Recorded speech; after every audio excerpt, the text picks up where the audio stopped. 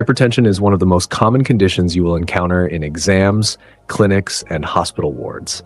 Yet many students only memorize blood pressure values without truly understanding what causes blood pressure to rise. In this lesson, we will break down hypertension step by step, moving from normal physiology to disease, so you understand why blood pressure increases, not just that it increases. Once you understand the mechanism, hypertension becomes logical and easy to remember. Before we talk about hypertension, we must understand normal blood pressure regulation. Blood pressure is the force exerted by circulating blood on the walls of blood vessels, especially arteries.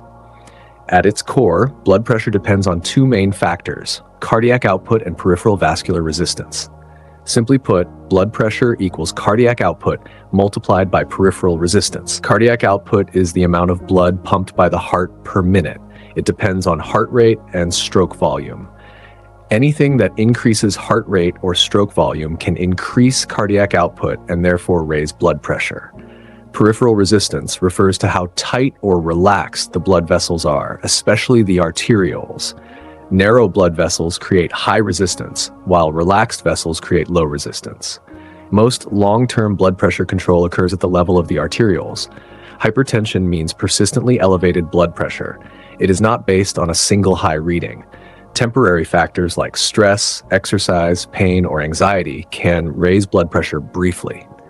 Hypertension refers to a chronic long-term elevation of blood pressure. Because it often develops slowly and without symptoms, hypertension is commonly called the silent killer. Now let us look at the core pathophysiology of hypertension. In most patients, hypertension develops due to increased peripheral resistance, increased blood volume, or a combination of both. The most common mechanism is increased peripheral resistance. Over time, blood vessels, especially arterioles, become narrowed, stiff, and less elastic. When blood vessels narrow, resistance to blood flow increases. As resistance increases, the heart must pump harder to push blood through the vessels. When resistance goes up, blood pressure rises. As resistance increases, the workload on the heart also increases. The left ventricle must generate higher pressure to overcome this resistance. Over time, this leads to thickening of the left ventricular wall, a process known as left ventricular hypertrophy. Initially, this is a compensatory response, but prolonged pressure overload eventually weakens the heart and can lead to heart failure. The kidneys play a central role in long-term blood pressure regulation. They control blood volume by regulating sodium and water balance. When the kidneys retain sodium, water follows sodium. This increases blood volume. Increased blood volume means more blood within the blood vessels, which raises the pressure exerted on vessel walls. When blood volume increases, blood pressure increases. One of the most important systems involved is the renin, angiotensin, aldosterone system. When blood pressure or blood flow to the kidneys decreases, the kidneys release renin.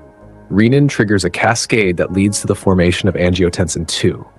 Angiotensin II causes powerful vasoconstriction, increasing peripheral resistance. It also stimulates the release of aldosterone, which promotes sodium and water retention. Together, these effects increase blood volume and blood pressure. This system is central to both the development of hypertension and the action of many antihypertensive drugs. Over time, persistent high blood pressure damages the blood vessel walls. The smooth muscle layer thickens, elasticity is lost, and vessels become stiff and non-compliant. These structural changes further increase resistance and worsen hypertension.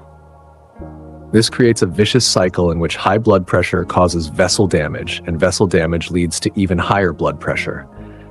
Hypertension causes progressive damage to multiple organs. In the heart, it can lead to left ventricular hypertrophy, ischemic heart disease, and heart failure. In the brain, it increases the risk of stroke and transient ischemic attacks. In the kidneys, it can cause chronic kidney disease and proteinuria. In the eyes, it leads to hypertensive retinopathy and visual impairment. This is why early detection and control of hypertension are critical. From a clinical and nursing perspective, blood pressure monitoring is not just about a single reading. Trends over time are more important. Patient education, lifestyle modification, medication adherence, and regular monitoring all play essential roles in managing hypertension and preventing complications. For exams, remember this logical sequence. Increased resistance or increased blood volume leads to increased cardiac workload, resulting in persistent elevation of blood pressure and progressive organ damage. When you understand the mechanism, questions on pathophysiology, drug actions, and clinical scenarios become much easier to answer.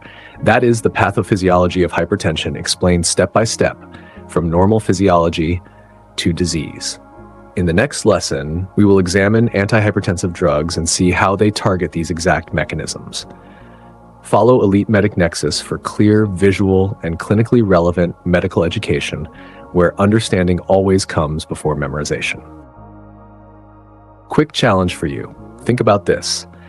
If a patient has stiff arterioles but normal blood volume, which mechanism is primarily causing their hypertension? Drop your answer in the comments. Here's one for the exam-minded. Why does left ventricular hypertrophy occur in chronic hypertension, and how does it relate to peripheral resistance? Comment your explanation below. Scenario time. A patient's kidneys start retaining more sodium and water. What immediate effect does this have on blood pressure, and why? Write your answer in the comments. Think carefully.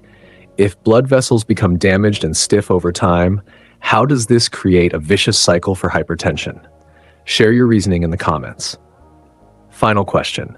Which system is targeted by most antihypertensive drugs, and why does blocking it help lower blood pressure? Comment your thoughts. Let's see who gets it right.